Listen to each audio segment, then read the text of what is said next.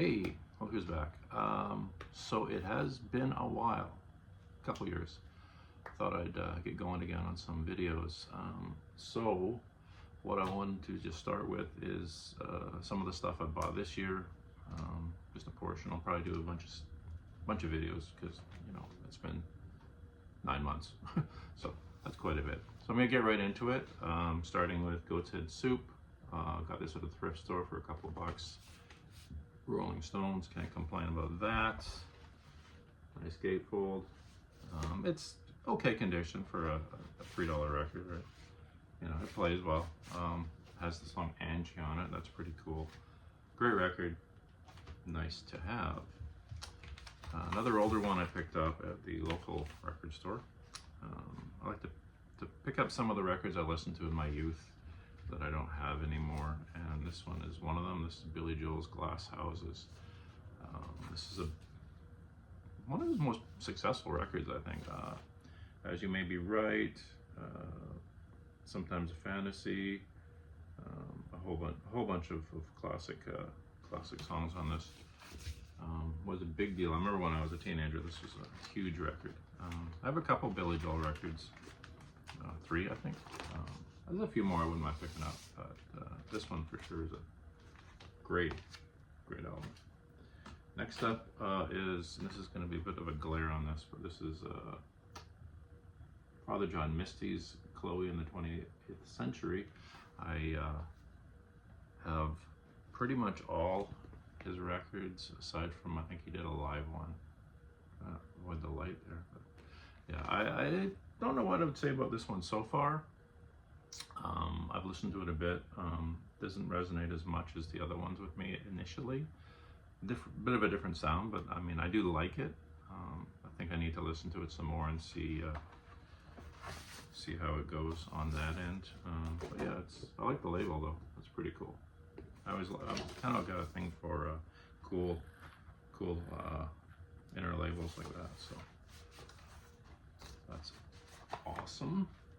Next up, this one I completely and totally blame Henry Rollins for. This is Wire, Document and Eyewitness Electric Ballroom EP live album, LP, double album. The reason I blame him is the reason I even heard about this really was reading his Stay Fanatic series of books. I think this is in book 2. He talks about Wire's Document and Eyewitness. Talks about Wire a lot actually in those books, but in particular this album. So next up on my list we have some Earl Sweatshirt. I Don't Like Shit, I Don't Go Outside. I really like the vibe of this, the sound. It's really cool. I like it so much I went out and bought his debut record like a week later. So both have the same kind of feel, same kind of sound. I really enjoy, and couldn't really pick out any big songs on this, to be honest. Just more I like the whole record as a whole. So I'm sure there's singles on here, but I haven't really researched that as much. Next record, I cannot show you the cover, but it's NoFX. This version is called Eating Lamb. It's the Heavy Petting Zoo album. And I can't even show you some of the inner sleeves because of the nudity. But anyway, there's that. And it's an Epitaph release. And great record. Has Filthy Phil, Philanthropist, Homophobic, which I've always thought was a funny, really short song, but really funny. And the whole thing is good. I mean, it's your typical NoFX record. They usually write some pretty good stuff. Next on my list is another one from the 80s, Humanly Dare. Finally got a copy of this. I probably had it when I was a kid, or maybe just the single, Don't You Want Me? But yeah, that's a great record. And one of the songs I come to like a lot since then, since I was reacquiring it, or no, later on. Even back then I liked was Seconds, which is about Mark David Chapman shooting John Lennon. As well, there's a great version by LCD Sound System on their live studio.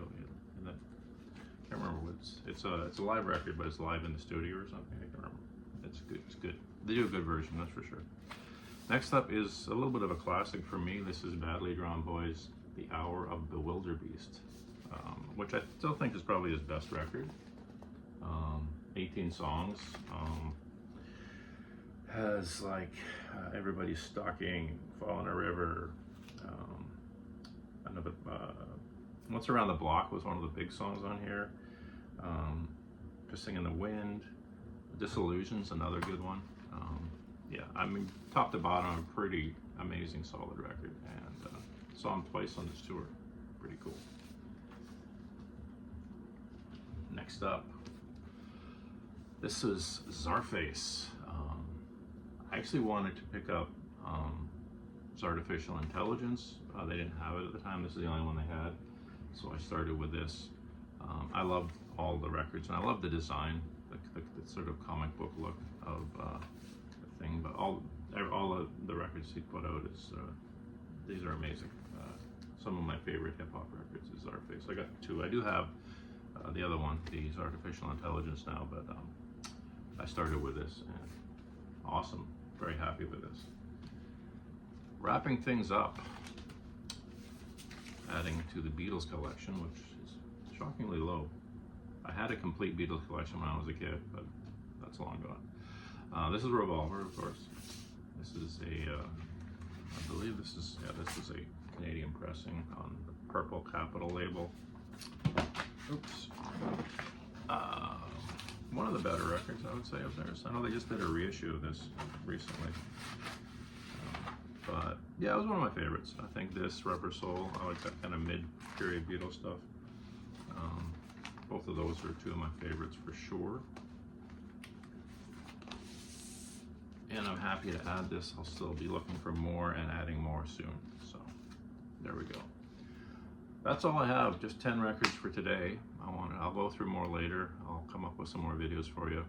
But for now, this is it. So if you came back to see, thanks for coming back. Glad to see you. If you like any of those records or have any comments, just leave them for me.